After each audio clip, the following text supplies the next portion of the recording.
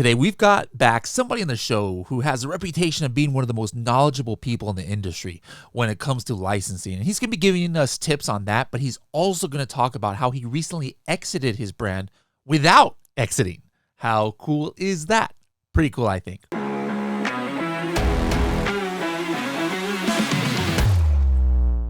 Are you a YouTube vlogger, blog writer, course creator, or other kind of influencer or educator? Maybe you just have a network of people interested in e-commerce. Did you know that you can earn commissions of 25% for life for everyone that you refer to Helium 10? We've got many partners earning hundreds, even thousands of dollars monthly in commission from Helium 10's partnership program. If you'd like to join our affiliate partner program, please go to h10.me/crush it and tell them you heard about it from the podcast. Hello, everybody, and welcome to another episode of the Serious Sellers Podcast by Helium 10. I am your host, Bradley Sutton, and this is the show that's a completely BS-free, unscripted, and unrehearsed organic conversation about serious strategies for serious sellers of any level in the e-commerce world. And we've got a serious seller here back on the show for the first time in a while, Paul Miller. Paul, how's it going? Hey, going great, Bradley. Great to be back again. All right, it's great to have you here, and we're not gonna go too much into your backstory for those of you who want to dive into that. I wrote down the episodes here that Paul has been on. So guys, check out episodes 50 was the first time that he came on, and then he came back on with one of his partners in crime and back in episode 196 to get Paul's full backstory, which is very inspiring. You know, started Amazon business, after multiple careers, and really huge in licensing, and that's what he's known for, possibly more than almost anybody else in the Amazon industry. So real inspiring story. So make sure to give those a listen to. But now we're in the episodes 400 already. So it's been a couple years. So I just want to at first just catch up a little bit and see what you've been up to the last couple of years. Well, it's it's a whirlwind, a roller coaster, and whatever else you want to call it out there, Bradley. Cozy Phones is my primary brand. It's gone very well. We have been doing very well on Amazon since 2015. As I said, it's a roller coaster. I don't think we've talked through. COVID was a little rough for us because we are a headphone product. But we're not really a headphone for distance learning. It's a headband headphone, and it's mostly, our target audience is probably closer to 3 to 6 year olds. Doesn't have a microphone, so it really wasn't one of those headphone products that blew up during COVID. And as a matter of fact, we kind of got lost during COVID in terms of search results. So that was definitely challenging for us. But overall, we got through it.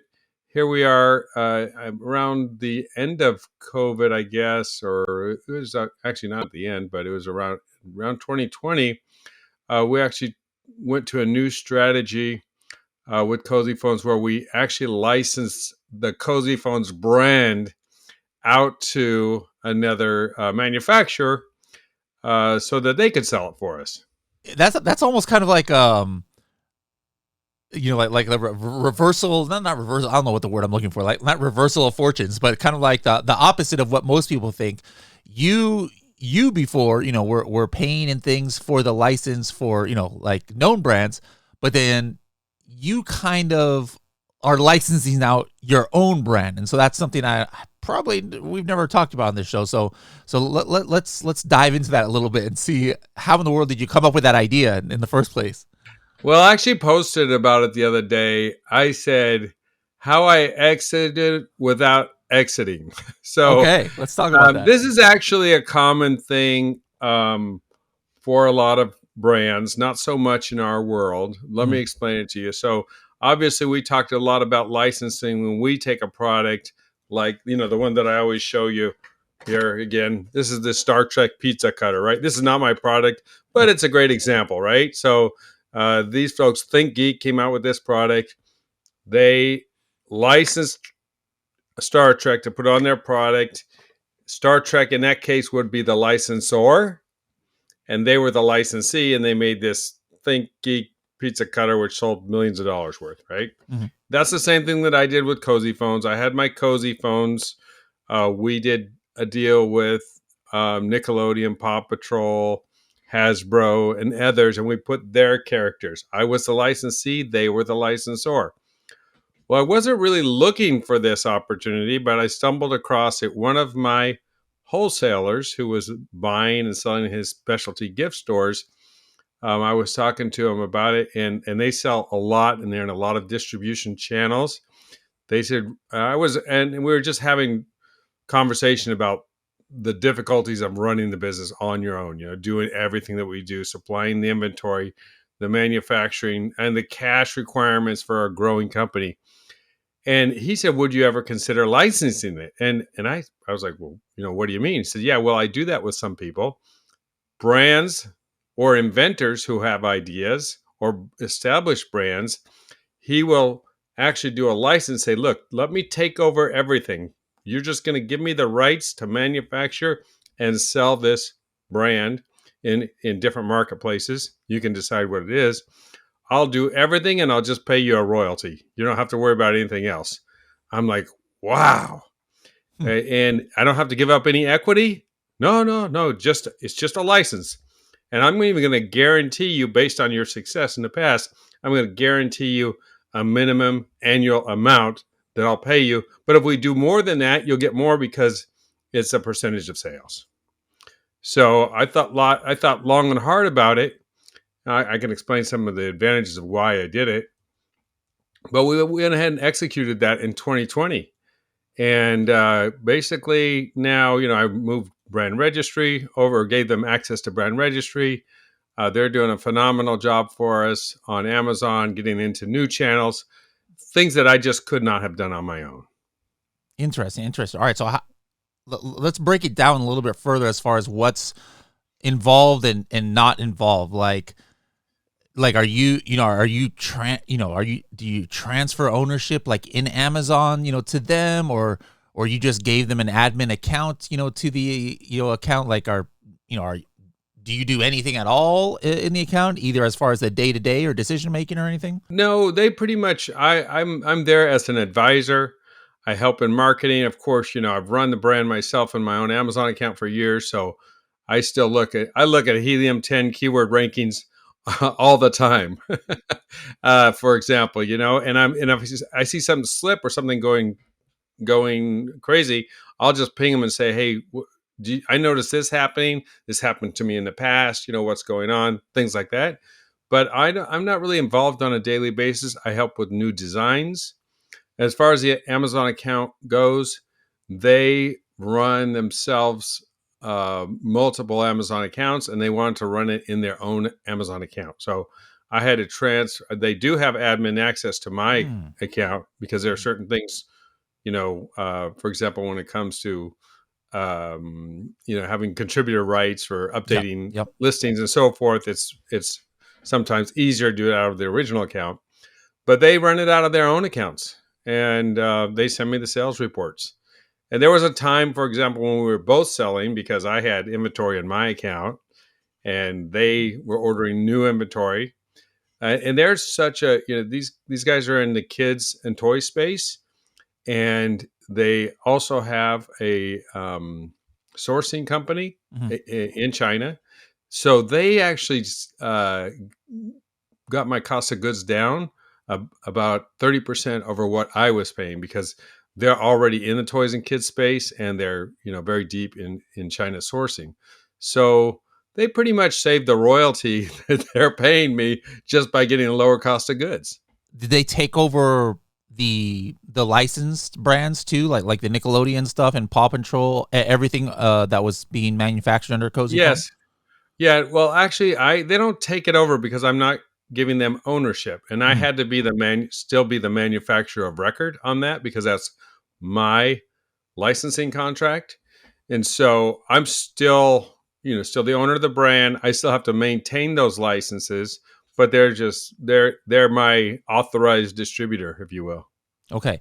Now, now that you've been doing this for, a little bit, and before that, you had a lot of experience just in the more traditional exit category of Amazon businesses that people know about. So what would you say if somebody were to ask you about the pros and cons of both methods, like doing the traditional way, like, hey, just exiting completely, either to an aggregator or to somebody else, or doing it this method? I'm sure both sides have pros and cons.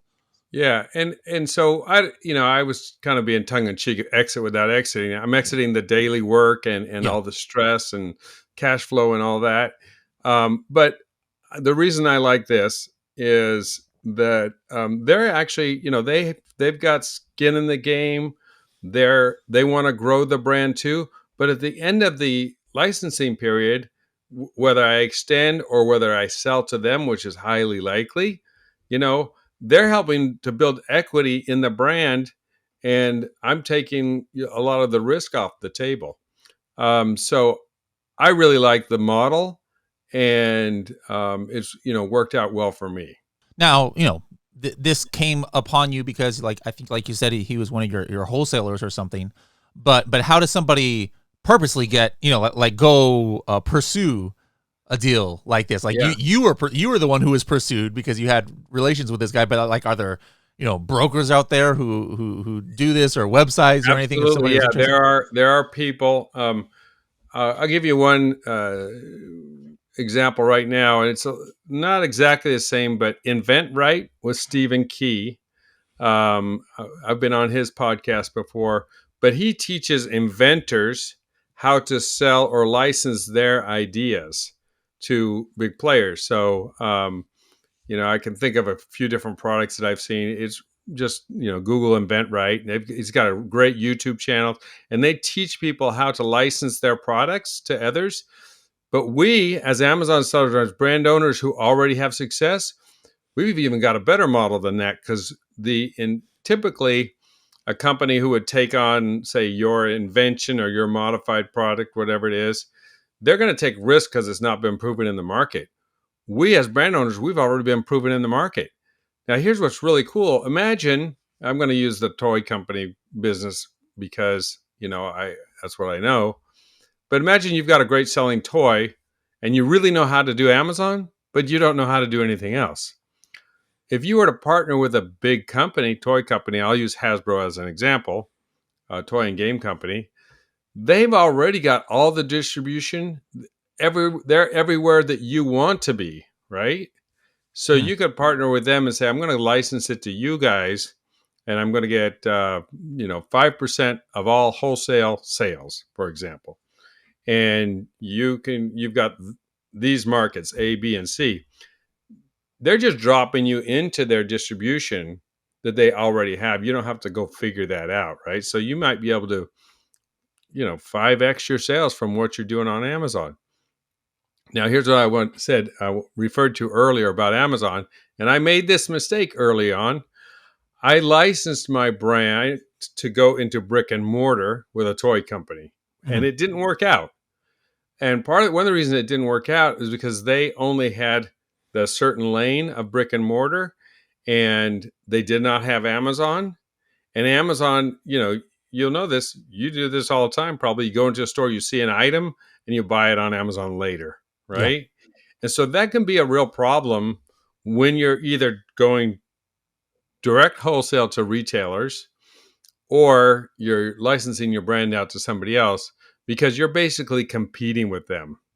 And Yeah. so that's why, for example, in my particular case, my partner wanted 100%. They want Amazon and everything else. And the other example that I gave you where it didn't work out, we were that company for about a year and a half, and they just weren't that, it was hard for them to sell because I was on Amazon. People were buying, they'd go out and represent it in the stores or whatever, and people would buy it on Amazon. I get that sale, they don't. So there's a lot of nuances. Sure. But to your question about consultants, yes, there are consultants that will help you out there. InventRight is a great place to start. If you really think you have an opportunity like that, somebody could ping me on LinkedIn, or send me an email, paul@cozyphones.com. I spoke to a lady yesterday just because I had been posting on LinkedIn. She reached out to me. She got a phenomenal game for kids. She's been doing it, got great distribution, 2 warehouses, doing it for a long time, but she knows she's gone up to her limit of how much she can do, and she wants to do a license with somebody else. Mm-hmm. So that's kind of how it works. And so there's definitely, like I said, Eventbrite's a good place to go, but there's other ways to get out in the marketplace. Okay. Now, I know you said, hey, you're still a little bit in it. You're checking keyword tracker and stuff to see, how the company is doing. But I would just venture to guess that, I don't know, what, 90+% of your time is back on your plate as far as, when you were fully running the business and in the day-to-day. Like, would that be an accurate statement, or like how much? 100%. And Okay. the stress is like, the stress is off my plate too, and the funding and sending the wires out to the manufacturer, the logistics, all of that. Now, what are you doing with all that extra time? Like are you thinking about starting another brand, or are you just like enjoying life, traveling more? What's going on? Yeah, I'm kind of trying to figure it out. I got a few things going on.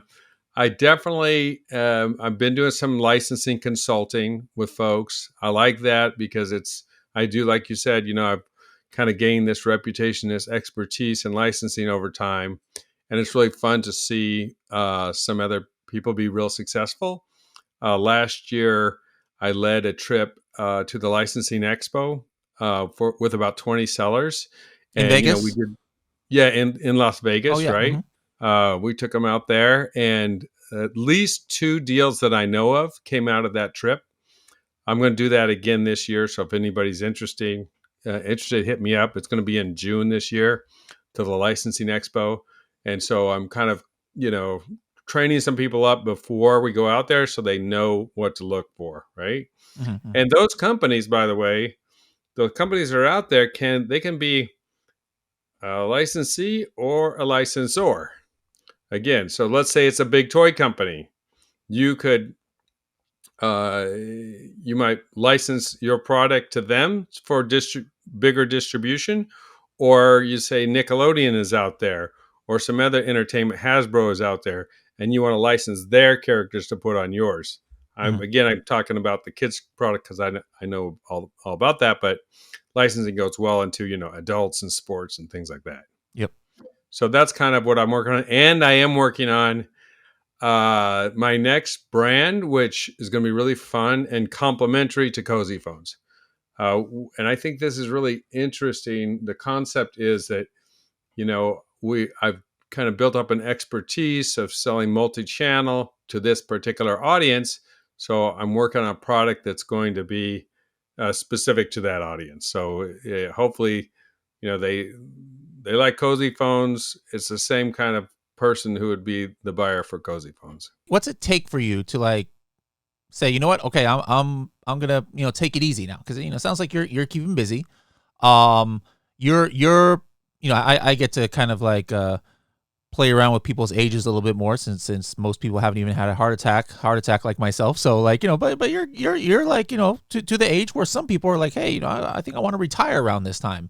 Other people, that like Gary V talks about all the time, like, hey, you're in you get to your 60s, 70s, like, hey, I know 80-year-old entrepreneurs and stuff. It's like, you stay in the game if it motivates you, but at the same time, like, do you have an exit of sorts in mind of when you're like gonna just like take it easy? Because you might have had that chance after this exit without exiting deal that you did, where you're gonna probably just decide, what, I'm just gonna take it easy, maybe retire and travel the world and stuff. But it sounds like you're staying busy, and now you're gonna restart it. Like, have you ever sat and thought about like what's the end game for you as far as Amazon goes? Yeah, I mean, my goal, and I don't think I'm there yet, is what I call just financial independence, so I can decide to do what I want to do. Mm-hmm. And right now I'm feeling great. I know you had me on a podcast or something as one of the oldest and youngest sellers at Yeah, one no, time. that's right. Yep, Remember? yep, yep.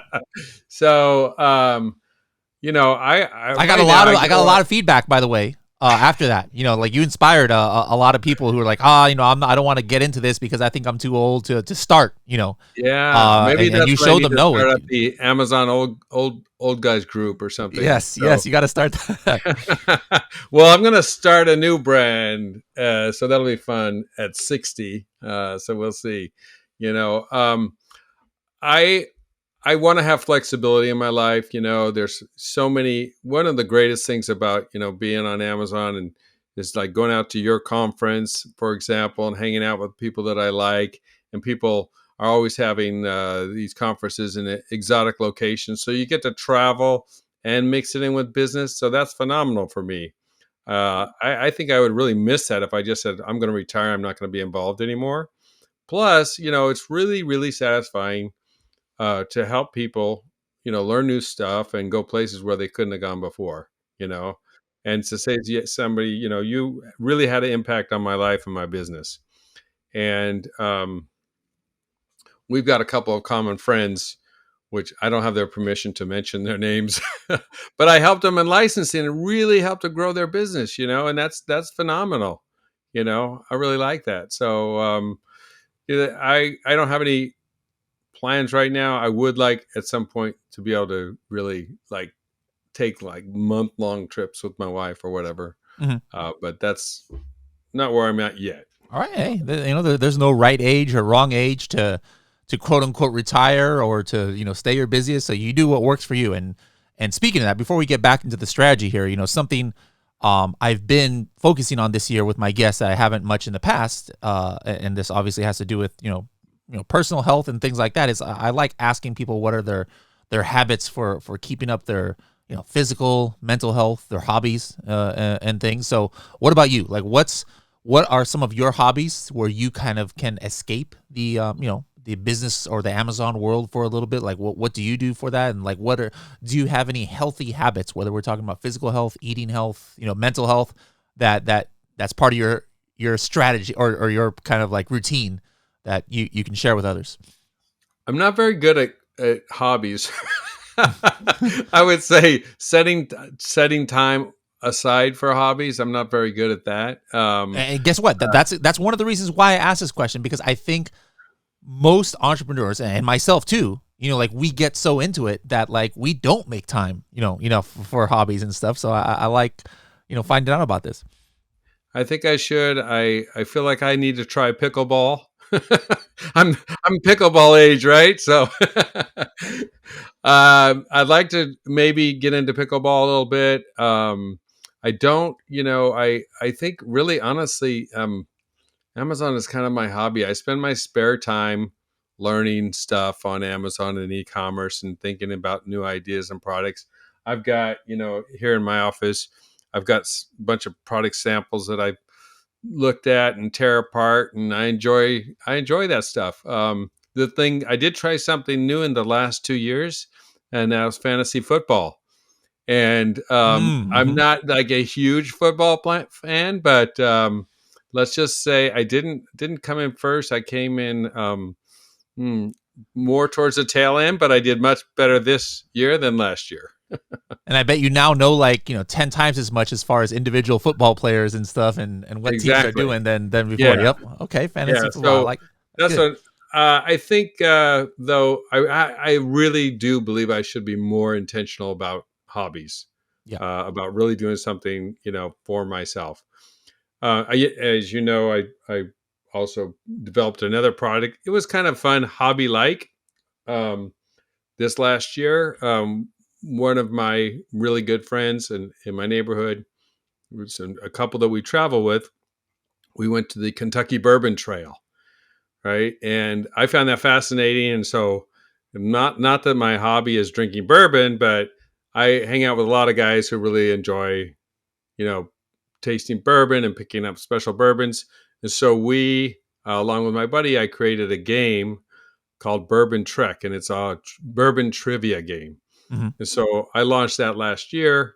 It did well, and it's got great reviews, and that was fun. And it was kind of like a more of a passion project than a Okay. big. There's going to Yeah. be $1 million project, but now I realize that it's probably a bigger opportunity in retail specialty than Hmm. it is on Amazon. So I'm trying to learn how to get that out and partner with people to get that in wider distribution. So that's back to, just learning new things.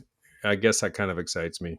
Yeah. Okay. Cool. Cool. Good to know. Now, back to the strategies. Now, what's new or different about the traditional licensing and things? Here in 2023. When I say traditional licensing, kind of like what you did with Nickelodeon, before, like, and you said you've been helping other sellers do that. Like, what's working these days? What's not working? Like, how would you suggest people to get started? So first of all, just give us. I mean, again, you don't have to say the name of the person who doesn't maybe want their brand, known or anything, but like what's an example you can give us of the potential of doing this? Like for Right. example, hey, there was somebody who was selling $1 million a year, they hit a wall, but we opened up a license with a known brand, and now they're doing 3 million a year. Or just can Yeah. you give us an example of what's the potential here, and then like what's some strategies on how to get started? Yeah. Let's see. So, I went with a good friend of mine to the licensing show 3 years ago, and he was very interested. He took an approach of, let me see what licenses are out there, and then let me make a product for that license. So, unfortunately, I don't know the sales numbers. Mm-hmm. I helped him get started. Uh, Major personality in our world, and he created an awesome product. So I haven't got his permission yet to use it as an example. He does talk about it, so I can't use that one. Sorry, that's just a No, no tease. problem. I had somebody else who I helped was in the party supply business, and she got a major license, major kids entertainment company. And so you can imagine if you're in kids party supply and you get a major license with, I'm going to go back to Nickelodeon or whatever, right? You can make all these different paper party supplies with Nickelodeon on it. So that really extended her business much farther than it was before. So those are examples. Now, in terms of licensing trends and things, there's a lot of consolidation out there. Like Viacom has bought up a lot of different entertainment properties, Mm-hmm. and the deals are a little harder to get when it comes to the big boys, because there's a lot that goes into creating a license. There's a lot of back and forth legal, and then there's back and forth accounting and things that happen with the licensor and licensee, and so they're looking for bigger minimum guarantees, and that is, that's the royalty that you have to give them over over the life of the contract. And so it's not easy to get into the big entertainment brands Yeah. right now. They're requiring bigger minimum guarantees, and you know those guarantees, you have to pay them whether you sell one item or not. So they'll look at your product, and a lot of times they're going to ask, hey, what's your sales, and what's your distribution, Mm-hmm. because they want to make sure that you're getting out there in multiple channels, sometimes not just Amazon. Some of them will do just Amazon, but they want to make sure that their product's going to get out there and be in front Yeah. of customers everywhere. What about? I mean, it could be about licensing, or it could be about anything. But as you know, on the show, we always ask for our. Actually, the last time you were on the show, it was the 30-second tip, but we go up to 60-second now. We call it the SST. So, what are some 60-second tips? Maybe you can give us a couple. About anything in the Amazon or any other thing that you feel confident about that some of our users can implement in their own businesses. What I'm really excited about right now is creating the product that is complementary to the product I already have, Mm-hmm. and then using something like DSP to be able to remarket to those people. Hmm. So, DSP, Amazon Demand Side Platform, can go and look at all of your, past transactions and your customers that have looked at your products on Amazon, and then you can remarket to them on and off Amazon. So imagine if you have a complementary product to what you've already done, even if it's a different brand, but you've got that history and that the data in your Amazon account, you can remarket to those folks. So I'm excited about that as an approach to launching new products. But I'm sure there's plenty of people that have already thought about that. Interesting. Okay. Hey, like I haven't done that much, but that's a good that's a good one for sure. Rest of this year, for you, what's your goals? Like what are you gonna do with that bourbon, game? What like do you have a timeline of when you're gonna start that other brand you were talking about? What like if we were to talk, we were running into each other at a conference at the end of the year, what would you be like, or what would you like to be able to tell me that you accomplished for the rest of this Well, year? I think the most exciting, it's really three things. I'm helping people with the licensing, the bourbon trek, um, which is fun. I kid with people. We're the number one bourbon trivia game on Amazon. Now we're the only one, but still we're number one. Uh-huh. And this was like a complete. This was not our typical Amazon model, right? This is creating something from scratch that Yeah. didn't exist before. But it was really fun, and it's super unique in its category. There's nothing like it, but it hits that person, who's looking for bourbon gifts or whiskey gifts. We do great during the holidays. But what I'm excited about doing with that is partnering up with somebody else. And I've identified a couple of folks who have a big line of bourbon and whiskey related products, and they have the distribution already. It's kind of the same thing, but I'm going to partner with them as a distribution partner, not a license. And, they're already, say, selling to, 400 distilleries in Kentucky, because every distillery has a gift shop, right? And so I'm looking forward to getting those into retail that way, and through the other, call them catalog channels, online channels. And I'm focusing more on that particular thing, more like on a wholesale thing. I'm selling wholesale, and then they'll sell retail. So I'm excited about like getting that distribution out, and then this other product that I mentioned, which is a complementary product. So we should have that launched. We're like in sampling stage now, so that'll be probably summer launch, and then should be good for holidays. All right, cool. All right, now, if people want to reach out, to you, I know you're always, up for, helping people out. How can they find you on the interwebs out there? Okay, so if anybody wants to go to the licensing show this year, best way to get me is on LinkedIn, because then we can stay in contact. Okay, so you can either Google Paul Miller Cozy Phones, or go to LinkedIn and search in Paul Miller Cozy Phones. Get with me on LinkedIn. If you don't use LinkedIn, you can email me, paul@cozyphones.com. Always happy to talk about licensing. You know that I've got a licensing course out there, so if it's appropriate, I'll recommend that to somebody.